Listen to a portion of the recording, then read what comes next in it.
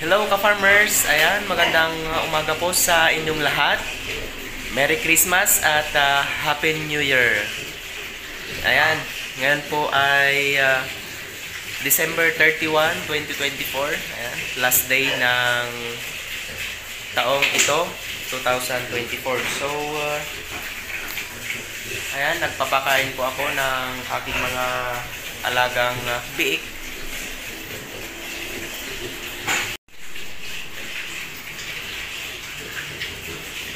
Malalakas silang kumain. Ika 41 days na ang mga ito simula noong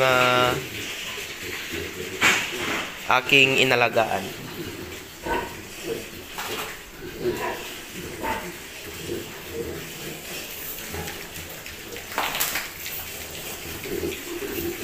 Sayang nga lang at namatay yung isa.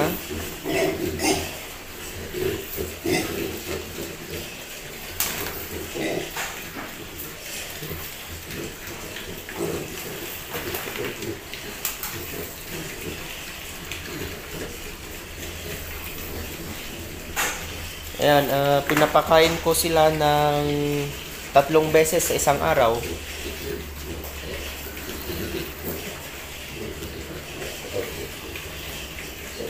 Sa tanghali, 3 tabo. Sa umaga naman at hapon, nakakaubos sila ng 4 or 5 tabo. Kasi pag minsan, hindi nila maubos yung 5 tabo kaya 4 lang tinatansya ko.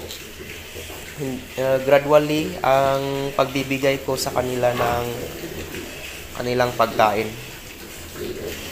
Kapag binuhos ko kasi lahat yung feeds,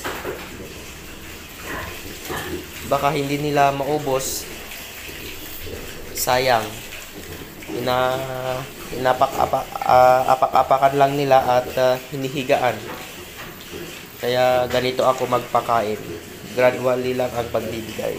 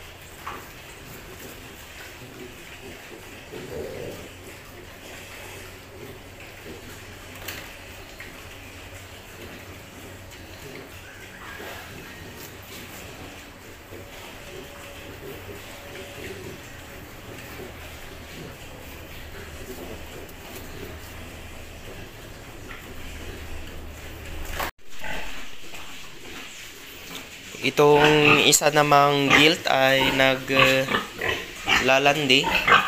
pero palilipasin ko muna para sa kanyang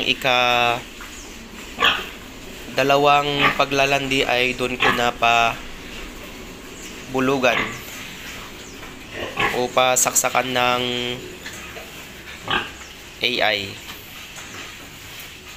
Kasi itong inahin na to ay mahigit 4 months pa lang simula noong nabili ko.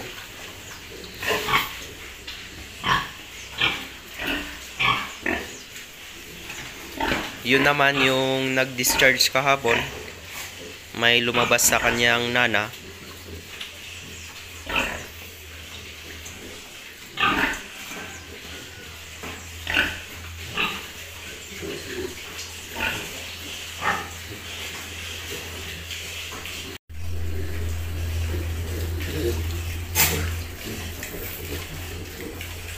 Ayan,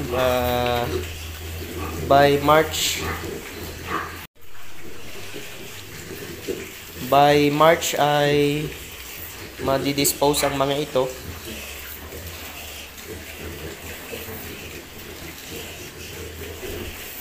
Hopefully magkikilo sila ng 90 pataas.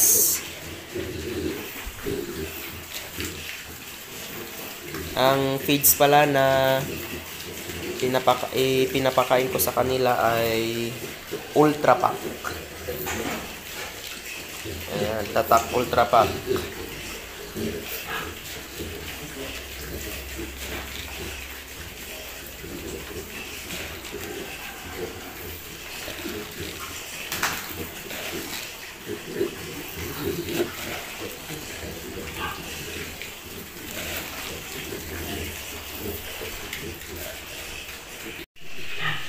Ika-5 tabo na to.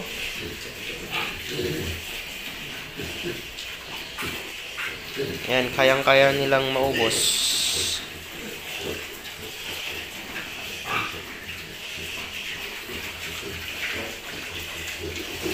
Ayan, ang paglilinis ko dito ay hindi ko sila binabasa.